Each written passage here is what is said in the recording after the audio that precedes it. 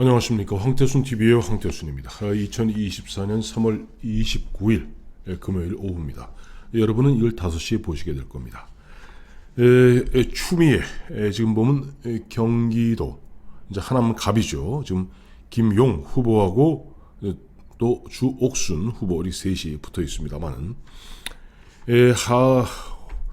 오늘 조금 전에 펜앤마이크가 R&R 리서치 앤 리서치 더 여론조사 공정 이 두 곳에 의뢰해서 여론조사한 결과는 48대 39로 9%포인트가 오차범위를 살짝 벗어나서 추미애가 앞서고 있습니다. 또 어제 발표된 한국일보가 한국리서치에 의뢰해서 조사한 결과에 따르면 추미애가 39대 이용 31로 8%포인트, 이건 오차범위 안쪽입니다. 어쨌든 추미애가 앞서고 있습니다. 이러다 보면은 이게 진짜 이러다가 추미애가 국회의장, 대한민국 최초의 여성 국회의장이 되는 것 아닌가 하는 불안감이 엄습해 옵니다. 왜냐하니까 2016년 그때 122대 123으로 새누리당이 한 석을 갖다가 민주당한테 졌습니다. 그 바람에 민주당의 정세균 의원이 국회의장이 됐죠. 국회의장, 즉 의사봉을 갖다가 정세균 민주당 야당이었습니다마는 쥐는 순간 결국 그의 가을, 그의 겨울에 박근혜 대통령 탄핵 소추되게 됩니다. 이번에 추미애가 벌써 어느덧 5선입니다. 법무부 장관을 지냈죠. 또 당의 대표도 지냈습니다. 그러다 보니까 이번에 만약에 이용 후보를 꺾고 6선에 오르게 된다면은 사실상 국회의장 우선 반열에 올라가게 됩니다. 물론 그러기 위해서는 1당이 돼야 되겠죠. 만약에 민주당이 한 석이라도 이겨서 1당이 되고 추미애가 당선되게 되면은 추미애는 대한민국 최초로 여성 국회의장으로 오를 가능성이 거의 99%가 됩니다. 그런데 여러분, 추미애 전 장관, 그 양반 행패 부리는 거 아시지 않습니까? 또 추미애 전 장관, 그 아들 병역 군에 근무하면서 카투샹가로 근무하면서 뭐 이른바 무단 이탈 비슷하게 20 며칠씩 그 다음에 뭐 휴가 보내고 아시지 않습니까? 이런 자가 대한민국 국회의장이 된다면, 또 윤석열 대통령을 향해서는 이를 박박박 갈고 있는 추미애가 만에 하나라도 국회의장이 된다면 어떤 일이 벌어지겠습니까? 지금 이 경기도 이제 하남은 원래 하남 하나였는데 이제 하남이 이번에 갑과 을로 분구가 됐습니다. 그래서 이제 갑 쪽은 이번에 추미애가 나온 갑 쪽은 이제 원도심이라고 그러죠. 원도심하고 이제 새로운 이제 신도심하고 합쳐갖고 대표적인 도농 복합 지역입니다. 원주민들이 좀 제법 많이 사는 그런 어떻게 보면 도농 복합 지역이고, 또 그러다 보니까 아무래도 보수 성향이 조금 뭐 하남 을보다는 조금 더 보수 성향이 좀 강하다고 그래요. 지난 2022년 대선 때 전체적으로 보면 경기도 전체적으로는 이재명이 앞섰습니다만은 이 지역에 있어서만은 윤석열 후보가 이재명 후보를 4.8%포인트 앞선 곳이기도 합니다. 또 여론조사를 또 한국일보, 한국리서치 등 여론조사를 갖다 보면은 추미애가 하남 갑에 공천된 부분에 대해서 부정적 의견을 피력하는 응답자는 62%입니다. 또 긍정적으로 응답하는 사람은 23%입니다. 그러니까 거의 부정이 긍정의 3배 앞섭니다. 그러나 그럼에도 불구하고 어쨌든 뭐 전직 5선 의원에다가 법무부 장관 지냈죠. 당 대표 지냈죠. 또 요즘 또 민주당이 마침 이제 조국, 또 이재명 조국 좀 보면 경기도에서 바람을 일으키고 있으니까 아무래도 한국일보, 한국리서치 여론조사 결과는 39대 31로 펜앤마이크 리서치는 48대 39로 추미애가 앞서 나가고 있습니다. 물론 이 경우는 양쪽 다 조사가 양쪽 다 한 500명을 대상으로 여론조사를 했고 오차 범위는 플러스 마이너스 4.4%포인트입니다. 자, 그렇다면 근데 한국일보, 한국리서치가 대한민국에서 가장 큰 여론조사 기관이죠.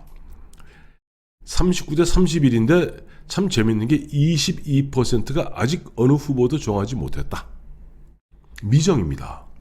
결국 이 22%가 과연 얼마나 투표에 참여할 것인가. 저는 22%는 어쨌든 끝까지 여기 한국리서치입니다 하고 여론조사가 전화 왔을 때 끝까지 응답했다는 자체는 어쨌든 투표에 응할 가능성이 굉장히 높은 사람들이라고 봅니다. 통상 아예 정말 정치적 무관심층, 아예 정치 혐오층은 여론조사 전화가 오면 바로 끊습니다. 끝까지 그래도 인내심을 갖고 여론조사에 응해서 자, 추미애가 39, 또 이용이 31, 그 다음에 아직 정하지 못했다 22, 이 22%에 아직 정하지 못했다 미정인 응답자, 이런 어떤 흐름이라면은 이런 사람들은 투표에 응할 가능성, 이건 투표에 참여할 가능성이 거의 99%라고 봐야죠. 투표에 참여하되 아직 정하지 못했다는 겁니다. 왜냐하니까 지금 추미애도 마찬가지고 이용도 마찬가지고 둘 다 그 지역에 그렇게 연고가 강한 사람들이 아니에요. 흔한 얘기를 둘 다 외지에서 날라온 철새들입니다. 그러다 보니까 조금 이 지역 유권자 입장에서는 그동안 뭐 1년이 됐던 반년이 됐던 하다못해 뭐 몇 달이라도 같이 살을 좀 비벼가면서 뭐 정을 쌓아갔던 그런 인물들이 아니죠. 둘 다 이제 벼락으로 떨어지다 보니까 철저하게 이제 당의 흐름에 따라갈 겁니다. 이게 저는 지금 보면 이 추미애 우리 국민 입장에서 유권자 입장에서 과연 이제 안규령, 제가 지금 살고 있는 도봉구 갑구에 안규령이 제가 차은호보다 이재명 대표님이 저의 이상형이에요 라고 했다 해서 안규령 따라한다고 SNL인가 거기 나와서 이재명이 차은호보다 잘생겼다, 이거는 팩트가 아니죠. 이상형이다 그건 자기 마음이니까. 뭐 흔한 얘기 얼굴이 뭐 저 노틀담 꼽추같이 생겼어도 내 이상형이라면 그 마음인 겁니다. 그런데 추미애는 이재명, 차은우 누가 잘생겼냐 할까? 이재명이 차은우보다 잘생겼다. 그러다 보니까 전혁 전 의원이 그랬죠.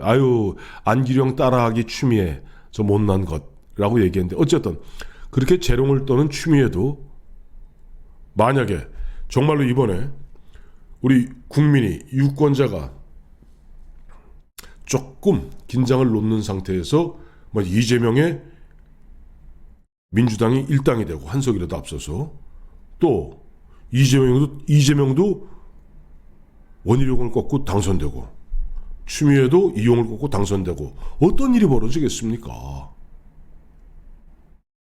조국도 뭐 보면 비례대표 2번이니까 떼어놓은 당상이죠. 당선은 가서 대통령제 탄핵 하겠다고 끌어내리겠다고 지금 악을 쓰고 대들 테고 이재명도 지금 물 만난 고기 마냥 윤석열 끌어내리고 나라에 어떻게 되든 말든 펄펄 날뛸 거고 국회의장이 돼서 의사모을 진 추미애는 마치 뭐 참 미친 뭐 여자 널뛰듯이 아마 의사봉을 휘두를 텐데 과연 우리 국민들이 그 꼴을 봐야만 하는 것일까요? 저는 오늘 한국일보가 한국리서치, 여러분 아시겠습니다만 한국일보는 좌파 매체입니다. 펜앤마이크는 우파 매체입니다. 좌파 매체는 한국일보가 한국리서치, 제일 대한민국의 가장 큰 한국리서치 의뢰해서 여론조사했더니 어제 발표한 결과가 39대 31. 그러나 저는 22% 아직 미정, 아직 후보를 결정하지 못했다. 그 22% 미정의 마지막 희망의 끈을 놓지 않고 있습니다. 왜? 그 지역이 바로 2022년 전국적으로 0.73%포인트 그야말로 윤석열 후보가 신승을 했죠.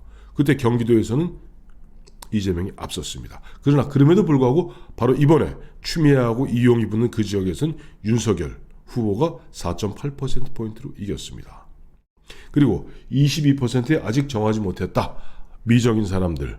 이 사람들이 보면 여론조사에서도 추미애가 하남갑에 공천받은 것을 부정적으로 보는 시각이 62%. 그나마도 긍정으로 평가하는 사람은 23%. 이런 여론의 흐름으로 보았을 때 앞으로 남은 한 열흘 남짓 이 기간 동안에 마지막 최선을 다한다면 이용 후보가 추미애 최소한 국회의장 되는 그 꼴은 반드시 막아낼 수 있을 것 같습니다. 모르겠습니다. 앞으로 하루 남았나요? 정말 마지막 순간까지 지금도 보면 이제 분위기가 출렁거리고 있는 것 같아요. 오전에 제가 이제 한국 갤럽 여론조사 결과 말씀드렸습니다만은 충청도가 다시 확 일어섰고 민주당은 충청도에서 국민의힘의 절반으로 떨어졌습니다. 이와 같은 흐름은 충청도를 갖다가 충청 민심을 갖다가 원점으로 해서 서서히 퍼져나가지 않겠나. 왜? 지금 민주당은 이른바 양문석, 공영훈 문제, 조국 혁신당은 지금 박은정, 이종근 41억, 22억 이런 문제 등으로 드디어 본색들이 드러나고 있기 때문입니다. 고맙습니다.